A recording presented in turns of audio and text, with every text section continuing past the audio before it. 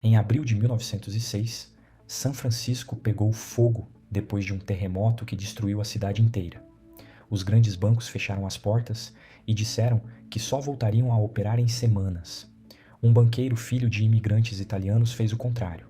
Montou uma tábua sobre 2 barris no meio do porto e começou a emprestar dinheiro na base do aperto de mão.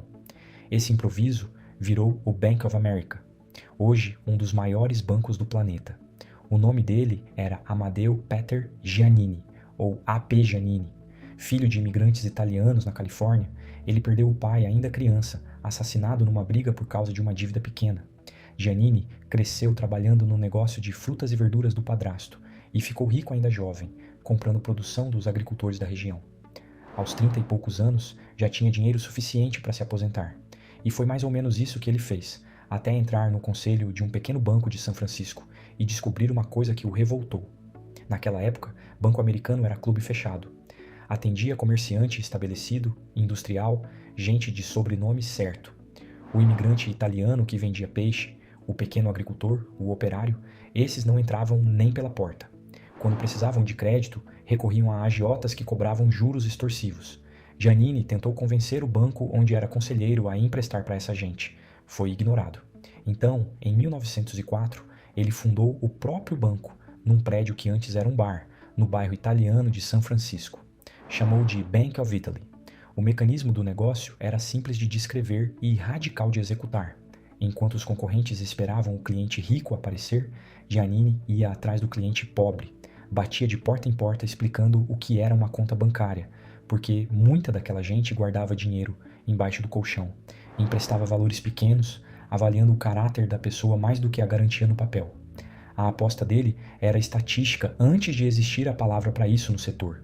O trabalhador comum, tratado com respeito, paga, e milhares de empréstimos pequenos e pulverizados dão menos risco do que meia dúzia de empréstimos gigantes concentrados. 100 anos depois, é exatamente essa a tese que fintechs, como o Nubank, usaram para atacar os bancões brasileiros, atender quem o sistema recusa. Aí veio 18 de abril de 1906. O terremoto e o incêndio que se seguiu destruíram boa parte de São Francisco. Antes que o fogo chegasse ao prédio do banco, Giannini carregou o dinheiro do cofre em carroças de frutas e escondido sob camadas de laranjas para despistar saqueadores, e tirou tudo da cidade.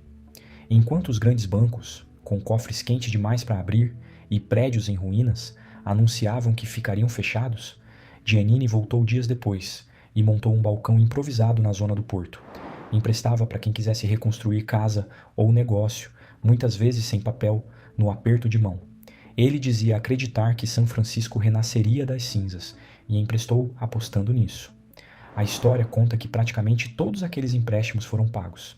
E a cidade inteira ficou sabendo qual banqueiro apareceu quando todos os outros sumiram. Desse capital de reputação, Giannini construiu outra inovação, o banco de agências.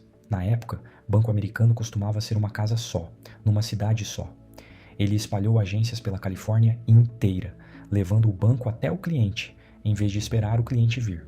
Em 1930, o Bank of Italy virou oficialmente Bank of America, e Giannini seguiu emprestando para quem os outros achavam arriscado demais. Financiou a indústria do cinema em Hollywood quando ninguém levava cinema a sério, inclusive a Disney, na produção de Branca de Neve, e depois ajudou a financiar a construção da ponte Golden Gate, o cartão postal de São Francisco. Quando morreu, em 1949, o Bank of America era o maior banco do mundo, e Giannini, que poderia ter sido um dos homens mais ricos da América, morreu com um patrimônio modesto para o tamanho do que criou. Ele recusava a fortuna pessoal de propósito. Dizia que dinheiro demais afastaria ele das pessoas que o banco existia para servir. Mas a história tem sombra. O Bank of America que existe hoje é resultado de décadas de fusões, e nem sempre honrou o espírito do fundador. Na crise de 2008, o banco comprou a Countrywide, uma das maiores vendedoras de hipotecas podres dos Estados Unidos, e a corretora Merrill Lynch à beira do colapso. Precisou de socorro bilionário do governo americano e, em 2014, pagou quase 17 bilhões de dólares num dos maiores acordos da história para encerrar acusações de ter vendido hipotecas tóxicas, muitas delas empurradas justamente para famílias de baixa renda. O banco que nasceu para proteger o pequeno acabou, num certo momento, lucrando em cima dele. É o limite do método, Cultura de fundador não sobrevive automaticamente a 100 anos e a dezenas de fusões. Hoje, o Bank of America é o segundo maior banco dos Estados Unidos, atrás só do JP Morgan, com ativos na casa dos 3 trilhões de dólares e valor de mercado, na faixa de 300 bilhões, mais que qualquer banco brasileiro. Tudo isso começou num prédio que era um bar, com um homem batendo de porta em porta no bairro italiano. A lição é direta. O cliente que todo mundo recusa não é risco, é mercado sem concorrência. Giannini enxergou isso em 1904. O Nubank enxergou em 2013. E alguém está enxergando agora num setor que você conhece. Se você gosta de histórias assim, se inscreve no canal, tem muito conselho do futuro escondido no passado.